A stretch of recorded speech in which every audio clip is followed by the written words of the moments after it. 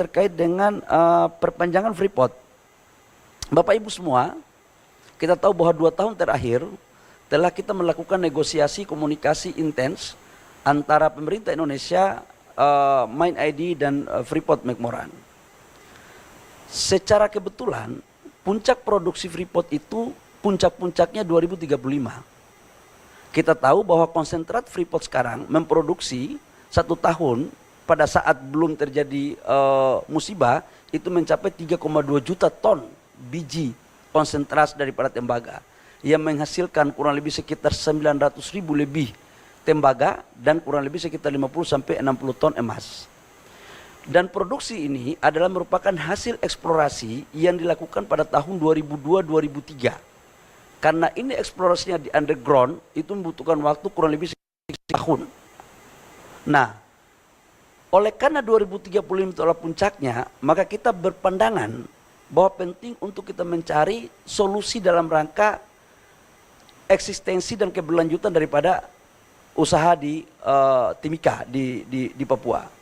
Maka hari ini komposisinya adalah saham kita dari 100% itu kita punya 51%. Perpanjangannya ini kita lakukan dengan maksud agar bisa dilakukan eksplorasi di awal dengan menambah 12% saham kepada negara, jadi dilakukan divestasi. 12% ini tanpa ada biaya apapun, khususnya untuk pengambil alihan 12%. Namun dalam proses untuk bagaimana meningkatkan eksplorasi, pasti di situ membutuhkan biaya, disitulah ditanggung renteng. Nah, dengan demikian maka pada tahun 2041 negara akan mendapatkan saham 51 tambah 12% berarti 63, di mana penambahan 12% saham ini juga akan berkontribusi, akan dibagi sebagian kepada pemerintah daerah Papua, penghasil tambang. Nah, dengan demikian maka penciptaan lapangan pekerjaan dapat bertambah, yang eksis tetap bertahan, pendapatan negara juga bertambah, begitupun royalti PNBP dan pendapatan daerah. Nah, kira-kira itu terkait dengan Freeport. Namun setelah MOU ini ditandatangani, tahap berikutnya adalah kami akan melakukan pembahasan teknis terkait dengan administrasi-administrasi yang akan dipenuhi oleh pihak Freeport. Sudah barang tentu dalam bernegosiasi, kami akan mengedepankan kepentingan negara lebih ke depan. Karena pasal 33 Undang-Undang 45 sebagaimana apa yang diarahkan dan diperintahkan oleh Bapak Presiden adalah kita harus mengedepankan kepentingan negara, dan oleh karena itu di dalam perpanjangan 2041 nantinya diharapkan pendapatan negara harus jauh lebih tinggi ketimbang pendapatan negara yang ada sekarang ini.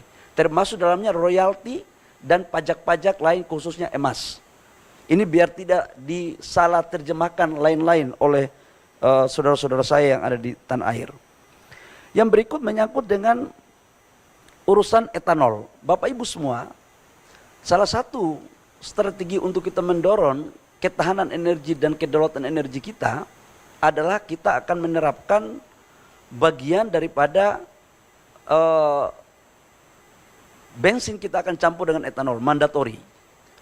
Tujuannya sebenarnya adalah bagaimana menciptakan peluang usaha baru yang ada di Indonesia. Namun sampai dengan produksi kita bisa memenuhi kebutuhan dalam negeri, maka ruang untuk kita melakukan impor boleh saja, termasuk di impor dari Amerika, sampai dengan kebutuhan produksi kita dalam negeri terpenuhi.